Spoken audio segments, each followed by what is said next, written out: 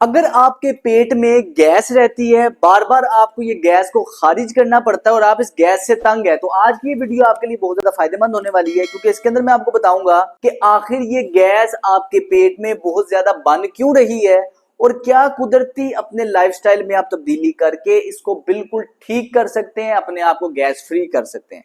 तो ये वीडियो अपने उन फैमिली एंड फ्रेंड तक लाजमी शेयर कीजिएगा जिनके पेट में गैस ज्यादा बनती है या जो शिकायत करते हैं कि मुझे गैस का मसला ज्यादा रहता है। रिसर्च के मुताबिक एक एवरेज आदमी को 5 से 15 दफा रोजाना गैस का इखराज करना पड़ता है। अब कई लोगों में इससे ज्यादा गैस बनती है। जब गैस जिस्म में बनेगी ज्यादा तो आपको इसके इखराज के लिए बार बार हवा खारिज करनी पड़ेगी, गैस का इखराज करना पड़ेगा। तो सबसे पहले ये समझते हैं कि गैस ज्यादा बनती क्यों है। सबसे पहली वजह यह है कि हमारे मैदे के अंदर जो अल्लाह पाक ने तेजाब रखा हुआ है, वो तेजाब अगर ताकतवर रहेगा तो जो आप खुराक खाएंगे, एक तो वो खुराक टूट फूट जल्दी जाएगी, हजम जल्दी हो जाएगी। दूसरे नंबर पे खुराक में मौजूद बैक्टीरिया वगैरह वो आपके मैदे के लेवल में ही इस तेजाब की वजह से मर जाते हैं। लेकिन अक्सर औकात होता यह है कि हमारे मैदे का तेजाब कमजोर होता है। अब इस कमजोर तेजाब की वजह से एक तो खुराक मुकम्मल तरीके से हजम नहीं हो पाती, दूसरे नंबर पे खुराक में मौजूद जो बैक्टीरिया है वो सही तरीके से मैदे के लेवल पे नहीं मर पाते। अब ये जो बैक्टीरिया हैं, अगर ये मैदे के लेवल पे नहीं मरते और ये छोटी आंत तक चले जाते हैं तो ये उधर फर्मेंटेशन का प्रोसेस स्टार्ट कर देते हैं, यानी कि आपस में बढ़ोतरी स्टार्ट कर देते हैं, बढ़ना स्टार्ट कर देते हैं और इसकी वजह से ये फर्मेंटेशन स्टार्ट होती है। अब ये फर्मेंटेशन जैसे ही छोटी आंत में शुरू होती है, इसकी वजह से कुछ गैसेस का इखराज होता है जिसमें हाइड्रोजन है, मीथेन है, नाइट्रोजन है। और ये गैस जब ज्यादा बनती है और आपकी आंत के लेवल पे बनती है तो ये आपको ज्यादा गैस पैदा करती है। इस कंडीशन को सीबो कहते हैं, स्मॉल इंटेस्टाइनल बैक्टीरियल ओवरग्रोथ। अब अगर आपके मैदे का तेजाब कमजोर है और उसकी वजह से ये कंडीशन हो रही है, उसको ठीक करने के लिए कुछ तरीके हैं।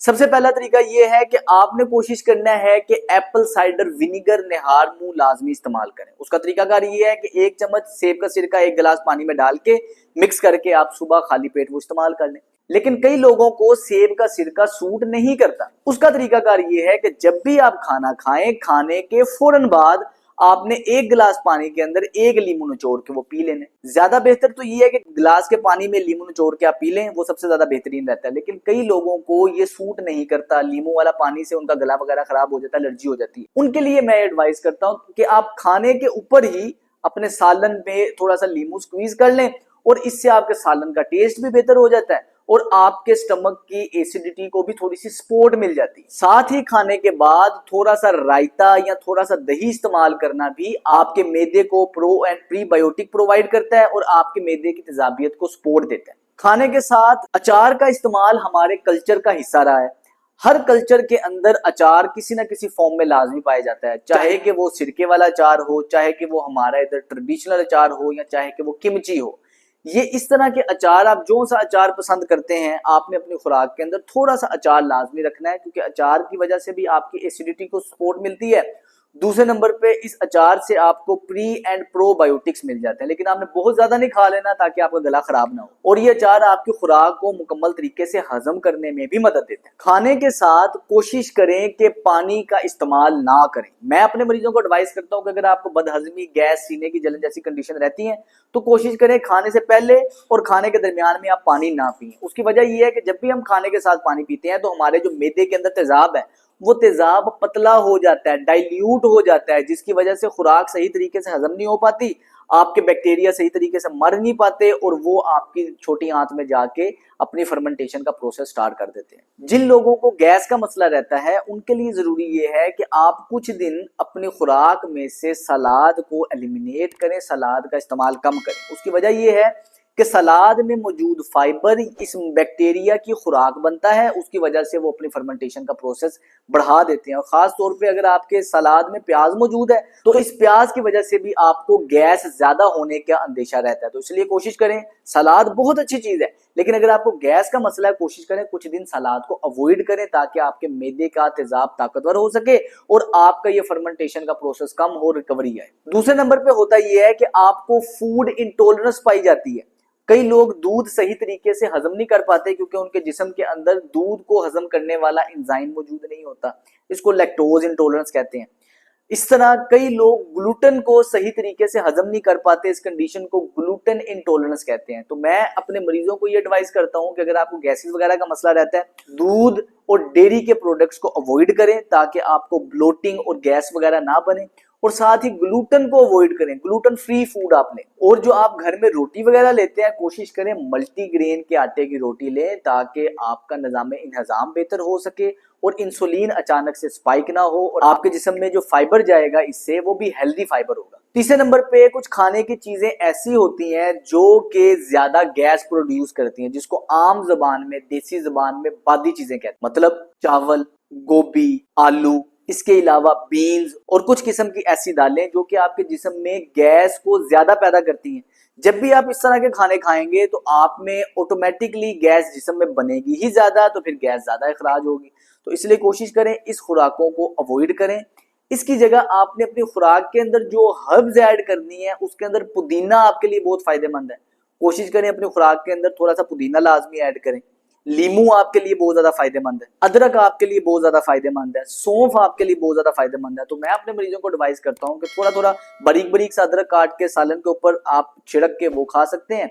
साथ आप सौंफ का कहवा या सौंफ प्लस अदरक का कहवा भी पी सकते हैं, जिसकी वजह से आपके जिस्म के अंदर इन हर्ब्स की वजह से आपके डाइजेशन को सपोर्ट मिलती है, आपके खुराक का इंहजाम, उसके हजम होने की सलाहियत बढ़ जाती है और आपके मैदे की सलाहियत, मैदे की ताकत बढ़ जाती है। तो कोशिश करें इन हर्ब्स को अपनी खुराक के अंदर लाजमी ऐड करें। चौथी वजह यह है कि कुछ लोग खाना खाते हुए अपने मुंह को खुला रखते हैं, सही तरीके से खाना चबा नहीं पाते, खाना सही तरीके से चबाते नहीं है, तो आपके मुंह के जरिए भी काफी गैस आपके जिस्म में चले जाती है। पानी पीते हुए आप कोशिश ये करते हैं कि बड़े बड़े घूंट लेते हैं, जिसकी वजह से पानी के साथ गैस अंदर चले जाती है। इसके अलावा जो लोग च्युइंगम चबाते हैं, इस च्युइंगम चबाने की वजह से भी उनके मुंह के अंदर से उनके मैदे में गैस जाती रहती है। जैसे ये गैस ज्यादा जिस्म में जाएगी तो जाहिर सी बात है जिस्म को इसका अखराज भी यकीनी बनाना पड़ता है, तो आपको गैस हो जाती है। तो कोशिश करें कि अगर आपको गैस का मसला है तो आप मुंह बंद करके चबा चबा के खाना खाएं, और खाना खाते हुए कोशिश करें सांस आपने सिर्फ नाक से लेना है। जितना ज्यादा चबा के खाना खाएंगे इसे हम कहते हैं माइंडफुल ईटिंग।